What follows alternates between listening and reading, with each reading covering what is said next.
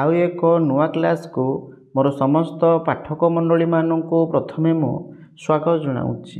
ଆଜି ଆମେ ଅଚ୍ୟୁତାନନ୍ଦ ଦାସଙ୍କ ଜୀବନୀ ସମ୍ପର୍କରେ ଆଲୋଚନା କରିବା। ମହାପୁରୁଷ ଅଚ୍ୟୁତାନନ୍ଦ ଦାସ ଷୋଡ଼ଶ ଶତାବ୍ଦୀର ପ୍ରମୁଖ ଓଡ଼ିଆ ସନ୍ଥ, କବି, ଦାର୍ଶନିକ ଏବଂ ତତ୍କାଳୀନ ପଞ୍ଚସଖାଙ୍କ ମଧ୍ୟରୁ ଅନ୍ୟତମ। ସେ ଆନୁମାନିକ ଷୋଡ଼ଶ ଶତାବ୍ଦୀ ପ୍ରାରମ୍ଭରେ କଟକ ଜିଲ୍ଲା ତିଳକୋଣା ଗ୍ରାମରେ ଜନ୍ମଗ୍ରହଣ କରିଥିଲେ। ଓଡ଼ିଆ ଭାଷାରେ ଯୋଗ, ପୁରାଣ ଓ ଆଗତ ଭବିଷ୍ୟତ ଉପରେ ଆଧାରିତ 36ଟି ସଂହିତା, 78ଟି ଗୀତା, 100ଟି ମାଳିକା, ଅନେକ ଭଜନ, ଚଉପଦୀ ଏବଂ ଜଣାଣ ଏହିପରି ପାଖାପାଖି 1,60,000 ପଦ୍ୟାବଳୀ ସେ ରଚନା କରିଯାଇଛନ୍ତି। ଯୋଗ, ଜ୍ୟୋତିଷ, ଦର୍ଶନ, ବାସ୍ତୁ, ମନ୍ତ୍ର, ଯନ୍ତ୍ର, ତନ୍ତ୍ର, ଆୟୁର୍ବେଦ ତଥା ଏହିପରି ଅନେକ ବିଷୟ ଏବଂ ବିଦ୍ୟାରେ ତାଙ୍କର ପାରଦର୍ଶିତା ଥିବାରୁ ତାଙ୍କୁ ଓଡ଼ିଶାର ପୁରପଲ୍ଲୀରେ ମହାପୁରୁଷ ଭାବେ ଲୋକେ ଅଭିହିତ କରନ୍ତି। ତାଙ୍କ ପ୍ରାରମ୍ଭିକ ଜୀବନ ସମ୍ପର୍କରେ ମଧ୍ୟ ଜାଣି ରଖିବା। ଅଚ୍ୟୁତାନନ୍ଦ ଦାସ ଓଡ଼ିଶାର କଟକ ଜିଲ୍ଲାସ୍ଥିତ ନେମାଳ ପାଖରେ ଥିବା ତିଳକୋଣା ଗାଁରେ ମାତା ପଦ୍ମାବତୀଙ୍କ ଠାରୁ ଓ ପିତା ଦୀନବନ୍ଧୁ ଖୁଣ୍ଟିଆଙ୍କ ଔରସରୁ ଜନ୍ମଲାଭ କରିଥିଲେ। ସେ ନିଜର ଜନ୍ମ ଗୋପାଳ ଜାତିରେ ହୋଇଥିବା ଉଲ୍ଲେଖ କରିଛନ୍ତି। ତିଳକୋଣାରେ ମୁଁ ଜନମ ହୋଇଲି, କେହି ନ ଚିହ୍ନିଲେ ମୋରେ, ଅଗଣିତ ବୋଲି ମାତା ଡାକୁଥାନ୍ତି ଅନ୍ନ ନ ମିଳଇ ଘରେ, ବେନି ଭ୍ରାତା ମୋର ଏକ ଯେ ଭଗିନୀ ତ୍ରିପୁର ଗ୍ରାମରେ ବାସ, ଏମନ୍ତ ମୋ ମାତା ପିୟଇ ବଞ୍ଚନ୍ତି ଗ୍ରାମରେ କରି ନିବାସ, ନାମ ମୋ ଅଚ୍ୟୁତ ଦାସ ଯେ ବିଖ୍ୟାତ ନେମାଳ ଗ୍ରାମରେ ଥାଇ, ଏବେ ଶୂଦ୍ର କୂଳେ ଜନମ ଲଭିଛି ପ୍ରଭୁଙ୍କ ଆଜ୍ଞାରୁ ମୁହିଁ। ଏହି ଉଦ୍ଧୃତି ଅନୁସାରେ ସେ ତିଳକୋଣା ଗ୍ରାମରେ ଜନ୍ମ ହୋଇଥିଲେ। ମାତା ତାଙ୍କୁ ଅଗଣି ବୋଲି ଡାକୁଥିଲେ। ତାଙ୍କର 2 ଭାଇ ଓ ଗୋଟିଏ ଭଉଣୀ ଥିଲେ ଓ ସେ ଶୂଦ୍ର କୂଳରେ ଜନ୍ମିତ। ପୁନଃ ସେ ନିଜ ମାତା ପିତାଙ୍କ ନାମ ମଧ୍ୟ ଉଲ୍ଲେଖ କରିଛନ୍ତି। ଦୀନବନ୍ଧୁ ନାମ ଖୁଣ୍ଟିଆ, ଶୂଦ୍ରର କୂଳରେ ହୋଇବୁ ଜାତ, ବାଞ୍ଛିଲା ଫଳ ନୋହିବ ବିପ୍ରର ପ୍ରି ଅଂଶେ ଲାଭ ପୁତ୍ର, ଖୁଣ୍ଟିଆ ଦୀନବନ୍ଧୁ ନାମେ ବୋଲିଣ ପଦ୍ମାବତୀ ନାମେ ନାରୀ, ପ୍ରଭୁ ଆଜ୍ଞା ଘେନି ପ୍ରବେଶ ହୋଇଲି ଗ୍ରଭୀଣ ମୁହିଁ ତାହାରି, 10 ମାସ 10 ଦିବସ ମଧ୍ୟରେ ଶୁକ୍ଳ ମାଘ ଏକାଦଶୀ, ଜନମ ଲଭନ୍ତେ ପିତା ମୋ ଦେଖନ୍ତେ ଅପୁତ୍ରିକ ଦୋଷ ଧ୍ୱଂସୀ, କେବଲେ ଅନାମ ଅଗଣିତ ନାମକେ ବୋଲେ ଅନନ୍ତ ହରି, ମାତା ପିତା ମୋତେ ଡାକିଲେ ନିଶ୍ଚୟ ଅଚ୍ୟୁତ ଯେ ନାମ ଧରି। ସେ ନିଜ ରଚନା ଶୂନ୍ୟ ସଂହିତାରେ ଆତ୍ମପରିଚୟ ଦେଇ ଲେଖିଛନ୍ତି ଯେ ସେ ପୂର୍ବଜନ୍ମରେ ସୁଦାମ ଥିଲେ। ଚୈତନ୍ୟଙ୍କ ସହିତ ତାଙ୍କର କିଭଳି ଭେଟ ହେଲା ସେ ସମ୍ପର୍କରେ ମଧ୍ୟ ଜାଣି ରଖିବା। ତାଙ୍କ ନିଜ ଲେଖାରୁ ତାଙ୍କର ଚୈତନ୍ୟଙ୍କ ସହ କିପରି ଭେଟ ହୋଇଥିଲା ତାହାର ବର୍ଣ୍ଣନା ରହିଛି। ଚୈତନ୍ୟ ଗୋସାଇଁ ବିଜେ କରିଛନ୍ତି ବଡ଼ଦାଣ୍ଡରେ ଯେ ଆସି, ପିତାଙ୍କ ସଙ୍ଗରେ ଦର୍ଶନ କଲି ମୁଁ ଚରଣେ ପଡ଼ିଲି ଝାସି। ଅଚ୍ୟୁତାନନ୍ଦ ଦାସଙ୍କର ଶିଷ୍ୟ ଥିଲେ ସେ ସମ୍ପର୍କରେ ଜାଣି ରଖିବା। ଅଚ୍ୟୁତାନନ୍ଦଙ୍କ 3,000 ଭକ୍ତ ବା ଶିଷ୍ୟ ଥିଲେ। ଏହି ଭିତରୁ ଉତ୍ତମ ଶିଷ୍ୟ 500। ପ୍ରାଚୀକୂଳରେ ଅଚ୍ୟୁତଙ୍କ 1,000 ଭକ୍ତ ଥିଲେ।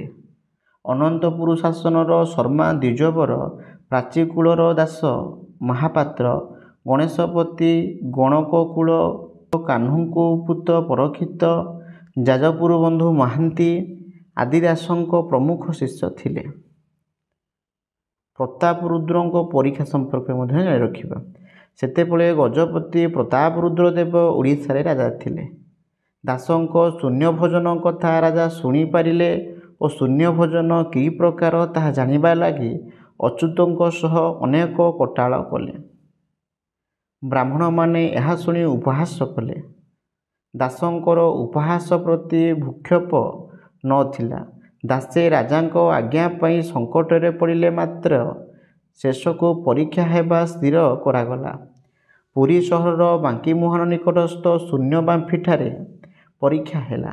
ପରୀକ୍ଷା ପରେ ରାଜା ସନ୍ତୁଷ୍ଟ ହୋଇ ଓ ସେହି ସ୍ଥାନରେ ବାସ କରିବା ଲାଗି ଅଚ୍ୟୁତଙ୍କୁ ଆଜ୍ଞା ଦେଲେ। ଅଦ୍ୟାବଧି ଏହି ସ୍ଥାନରେ ଗୋଟିଏ ମଠ ରହିଛି ଯାହାର ନାମ ହେଉଛି ଗୋପାଳ ମଠ। ତାଙ୍କର ଧର୍ମତତ୍ତ୍ୱ ସମ୍ପର୍କେ ଜାଣି ରଖିବା। ଅଚ୍ୟୁତାନନ୍ଦ ଶରୀର ତତ୍ତ୍ୱ ଭଳି କଠିନ ଦାର୍ଶନିକ ବିଷୟକୁ ସରଳ ଓଡ଼ିଆ ଭାଷାରେ ଲେଖିଛନ୍ତି।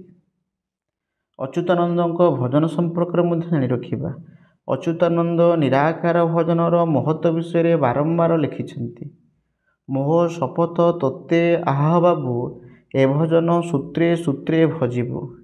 କିଏ କାହାର ମିଥ୍ୟା ଯେ ସଂସାର, ଆପେ ତରିଲେ ଆଉ କିଏ କାହାର। ଆପକୁ ଆପେ ଚିହ୍ନିଲେ ବାବୁ, କାଳେ କାଳେ ଅଜାମର ହୋଇବୁ। ସୁଖେ ପାରିହେବୁ ଭବସାଗର, ବୁଲିଗଲା ପରେ ଯିବ ଶରୀର। ତାଙ୍କ ଜାତିଭେଦ ସମ୍ପର୍କରେ ଜାଣି ରଖିବା। ଅଚ୍ୟୁତାନନ୍ଦ ଜାତିଭେଦରେ ବିଶ୍ୱାସ ରଖୁନଥିଲେ।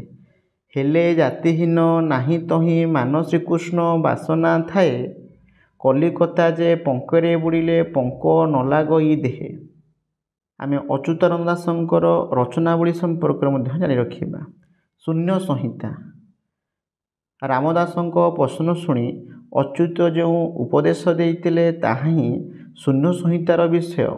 ଅଚ୍ୟୁତଙ୍କ ସଂଖ୍ୟାଧିକ ରଚନାବଳୀ ମଧ୍ୟରୁ କେତେକ ପ୍ରାପ୍ତ ତଥା ପ୍ରକାଶିତ ଗ୍ରନ୍ଥର ବିବରଣୀ ନିମ୍ନରେ ପ୍ରଦତ୍ତ। 36ଟି ସଂହିତା, 78ଟି ଗୀତା, 27ଟି ହରିବଂଶାଦି ରଚିତ, 12ଟି ଉପବଂଶ ରଚିତ, 100ଟି ପୁରାଣ ବା ମାଳିକା ଲେଖିଛନ୍ତି। ଏହା ସହିତ ଅନେକ ଭଜନ ଓ ଚଉପଦୀ ମଧ୍ୟ ଲେଖିଛନ୍ତି। ତାଙ୍କର ପୁରାଣ ହେଉଛି ହରିବଂଶ, ତାଙ୍କର ମାଳିକା ହେଉଛି ଆଗତ ଭବିଷ୍ୟତ ମାଳିକା, ଯାଇଫୁଲ ମାଳିକା, ଦଶପଟଳ ମାଳିକା, କଳିଯୁଗ ମାଳିକା। ତାଙ୍କର ଗୀତା ହେଉଛି ଗୁରୁଭକ୍ତି ଗୀତା, ବ୍ରହ୍ମ ଏକାକ୍ଷର ଗୀତା, ଶୂନ୍ୟ ଗୀତା, କୈବର୍ତ୍ତ ଗୀତା, କଳିଯୁଗ ଗୀତା, ଗରୁଡ଼ ଗୀତା, ଉପଦେଶ ଚକ୍ର ଗୀତା, ମଣିବନ୍ଧ ଗୀତା, ଆଦିବ୍ରହ୍ମ ଗୀତା, ଆଦିଲୀତା ଗୀତା, ଭକ୍ତଲୀଳା ଗୀତା ଇତ୍ୟାଦି ଗୁଡ଼ିକ ତାଙ୍କର ହେଉଛି ଗୀତା। ତାଙ୍କର ସଂହିତା ଗୁଡ଼ିକ ହେଉଛି ଶୂନ୍ୟ ସଂହିତା, ଅଣାକାର ସଂହିତା, ବଟ ସଂହିତା, ଅମର କୁମାର ସଂହିତା, ଛାୟା ସଂହିତା, ଅବାଡ଼ ସଂହିତା, ଜ୍ୟୋତି ସଂହିତା, ଅନାହତ ସଂହିତା, ବୀଜ ସଂହିତା, ବ୍ରହ୍ମ ସଂହିତା। ତାଙ୍କର ଟୀକା ଗୁଡ଼ିକ ହେଉଛି ବର୍ଣ୍ଣ ଟୀକା, କଳ୍ପ ଟୀକା, ଚନ୍ଦ୍ରକଳ୍ପ ଟୀକା, ପଦ୍ମକଳ୍ପ ଟୀକା। ତାଙ୍କର ପଟଳ ଗୁଡ଼ିକ ହେଉଛି 86 ପଟଳ, 24 ପଟଳ, 16 ପଟଳ। ତାଙ୍କର ଅନ୍ୟାନ୍ୟ ପଦ୍ୟାବଳୀ ଗ୍ରନ୍ଥ ସମୂହ ଗୁଡ଼ିକ ହେଉଛି ଅଷ୍ଟଗୁଜରୀ, ନବଗୁଜରୀ, 13 ଜନ୍ମ ସ୍ମରଣ, ଗୋପାଳଙ୍କ ଓଗାଳି ଓ ଲଉଡ଼ି ଖେଳ, ପଟ୍ଟାମୁଣ୍ଡାଣ, ଚକଡ଼ା ମୁଣ୍ଡାଣ, ଶିବକଳ୍ପ, ଶରଣ ପଞ୍ଜର, ତତ୍ତ୍ୱବୋଧିନୀ, ଭାବନାବର, 84 ଯନ୍ତ୍ର, ଶ୍ରୀ ଅଣକାର ବ୍ରହ୍ମଯନ୍ତ୍ର, ବ୍ରହ୍ମ ସାଙ୍କୁଳି, ଅଭୟ କବଚ। ତାଙ୍କର ଇତ୍ୟାଦି ଗୁଡ଼ିକ ଥିଲା ହେଉଛି ଅନ୍ୟାନ୍ୟ ପଦ୍ୟାବଳୀ ଓ ଗ୍ରନ୍ଥ ସମୂହ।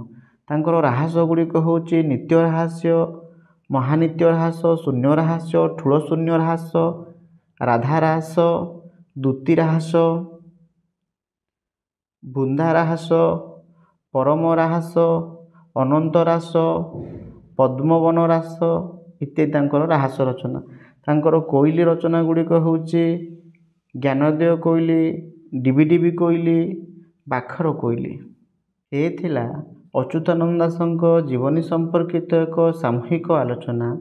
ଏ ଆଲୋଚନାଟି ଯଦି ପାଠକମାନଙ୍କୁ କିଛି ମାତ୍ରାରେ ସହଯୋଗ କରିପାରେ ତାହେଲେ ମୋ ଚ୍ୟାନେଲକୁ ସବସ୍କ୍ରାଇବ୍ କରିବେ, ଲାଇକ୍ କରିବେ, ସେୟାର କରିବେ ଏବଂ ନିଜସ୍ୱ ଅଭିମତ ନିଶ୍ଚିତ ଭାବରେ ପ୍ରଦାନ କରିବେ।